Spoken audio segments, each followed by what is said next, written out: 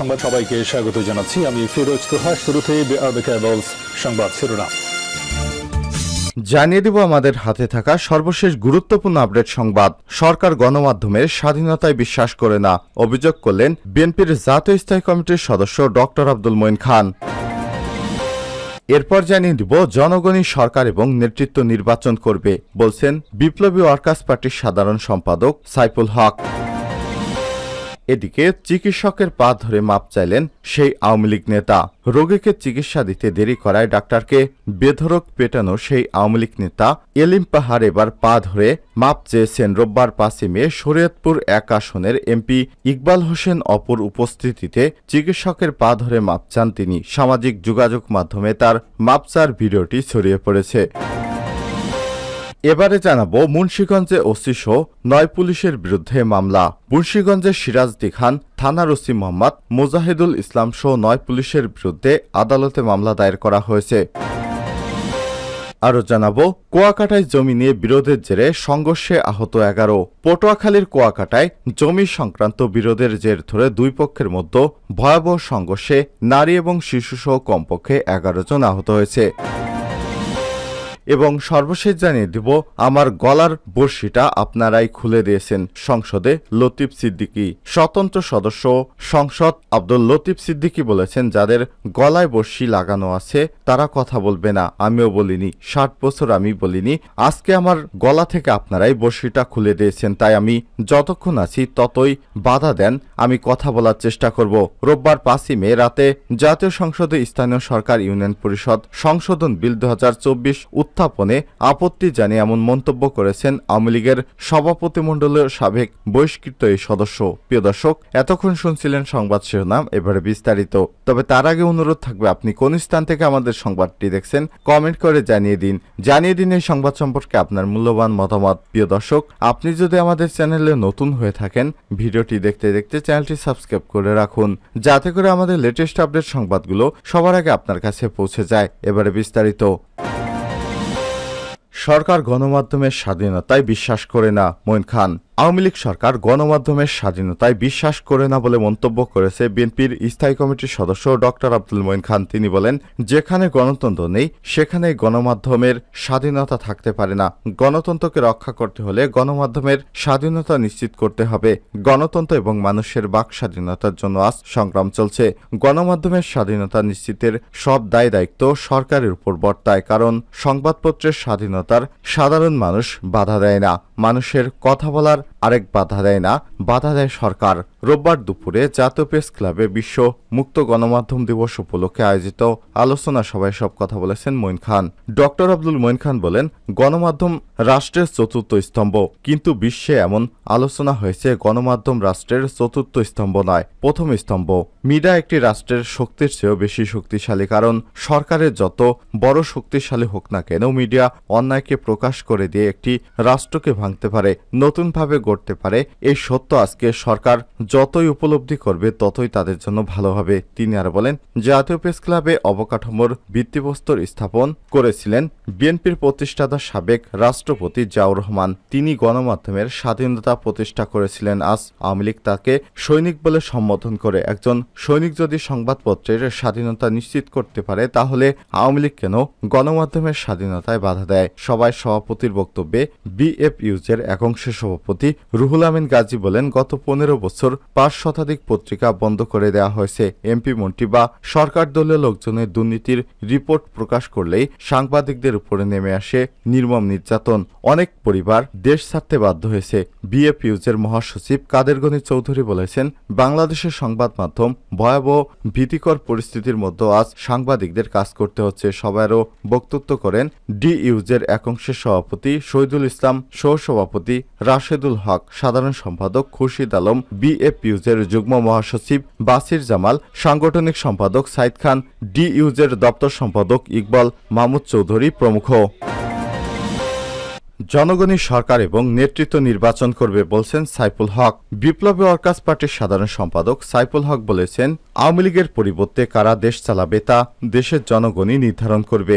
একটি অবাধ নিরপেক্ষ বিশ্বাসযোগ্য নির্বাচনের মধ্য দিয়ে জনগণ তাদের সরকার এবং নেতৃত্ব নির্বাচন করবে। গণতান্ত্রিক ব্যবস্থার এর অন্যথায় হবার কোনো সুযোগ নেই, কিন্তু কেউ যদি মনে করেন তারা ছাড়া কেউ চালাতে পারবে না, সেটি গণতন্ত্র নয়। রোববার 5ই মে দুপুরে রাজধানীর সেগুনবাগিচায় সংহতি মিলনায়তনে বিপ্লবী ওয়ার্কার্স পার্টির আয়োজিত এক সংবাদ সম্মেলনে এসব কথা বলেছেন তিনি। গত 2 মে অনুষ্ঠিত সংবাদ সম্মেলনে প্রধানমন্ত্রী শেখ হাসিনার দেওয়া বক্তব্যের প্রতিক্রিয়া জানাতে এই সংবাদ সম্মেলন করা হয়। গত 2 মে প্রধানমন্ত্রী বলেছিলেন, বিএনপির নেতৃত্ব দেবে কে? সাইফুল হক বলেন, ভোটের অধিকার প্রতিষ্ঠা, অবাধ নিরপেক্ষ নির্বাচনে আশু রাজনৈতিক দাবি এবং অগণতান্ত্রিক রাষ্ট্র ব্যবস্থা এবং সংবিধানে গণতান্ত্রিক রূপান্তরের 31 দফা বাস্তবায়নের লক্ষ্য দিয়ে রাজপথে বিরোধী রাজনৈতিক দলসমূহের মধ্যে ঐক্য গড়ে উঠেছে। বাস্তবে একটি কর্তৃত্ববাদী দুঃশাসন রাজনৈতিক দল জনগণকে এক কাতারে দাঁড় করিয়েছে।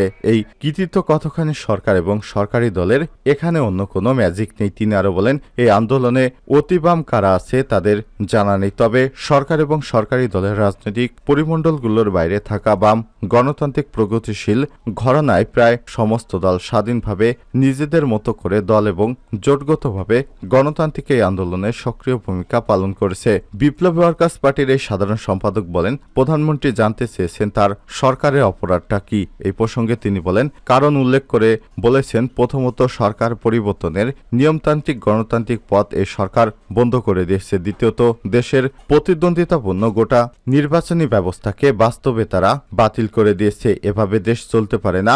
অবৈধভাবে ক্ষমতা দখল করে এভাবে রাষ্ট্র চলতে দেয়া হবে না। অচিরেই প্রধানমন্ত্রীকে পদত্যাগে বাধ্য করা হবে। চিকিৎসকের পা ধরে মাপ চাইলেন সেই আওয়ামী লীগ নেতা।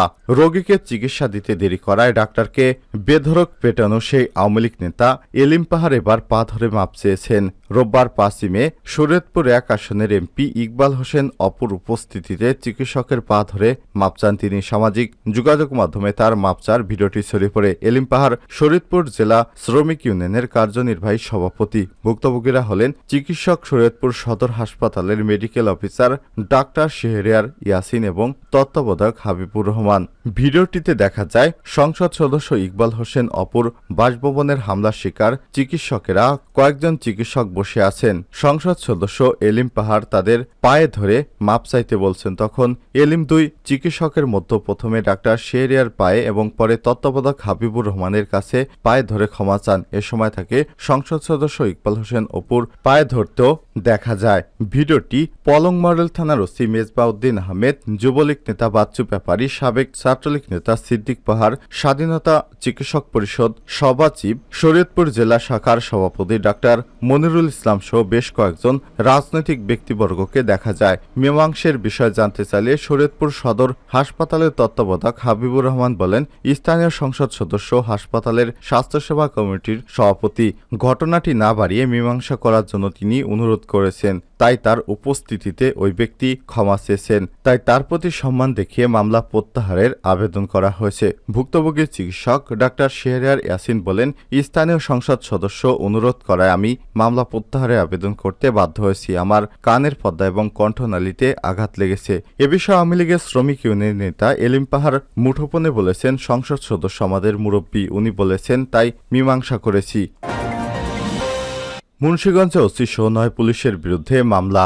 মুন্সিগঞ্জের সিরাজদি খান থানার ওসি মোহাম্মদ মুজাহিদুল ইসলাম সহ 9 পুলিশের বিরুদ্ধে আদালতে মামলা দায়ের করা হয়েছে। রোববার 5ই মে দুপুরে মুন্সিগঞ্জ জেলা এবং দায়রা জজ আদালতের পুলিশের হেফাজতে নির্যাতনের অভিযোগ এনে মামলাটি দায়ের করেন নির্যাতনের শিকার আব্দুল বারেক সিরাজদি খান উপজেলার বড়বার্তা গ্রামের বাসিন্দা এবং স্থানীয় কেআইন ইউনিয়ন পরিষদের সাবেক চেয়ারম্যান। আদালতের বেঞ্চ সহকারী মোহাম্মদ হোসেন মামলা দায়েরের সত্যতা নিশ্চিত করেছেন। তিনি জানান, মুন্সিগঞ্জ সিনিয়র জেলা এবং দায়রা জজ কাজী আব্দুল মান্নান মামলার ঘটনার সত্যতা যাচাইপূর্বক তদন্ত করে প্রতিবেদন দেওয়ার জন্য পিবিআই পুলিশ সুপারকে নির্দেশ দিয়েছেন। একই সঙ্গে বাদী তথা ভুক্তভোগীর জখমের বিষয়ে সিভিল সার্জনকে প্রতিবেদন দেওয়ার নির্দেশ দেওয়া হয়েছে। মামলার বাদী পক্ষের আইনজীবী মোহাম্মদ জামাল হোসেন জানান, গত 18 এপ্রিল জেলার সিরাজদি খান থানায় একটি মামলা রুজু করা হয়। 24 এপ্রিল ওই মামলায় এজেহার নামীয় আসামি ডেকে উপজেলা কুড়িয়ামরা গ্রামে আব্দুল বারেকসহ 11 জনকে গ্রেপ্তার করে পুলিশ।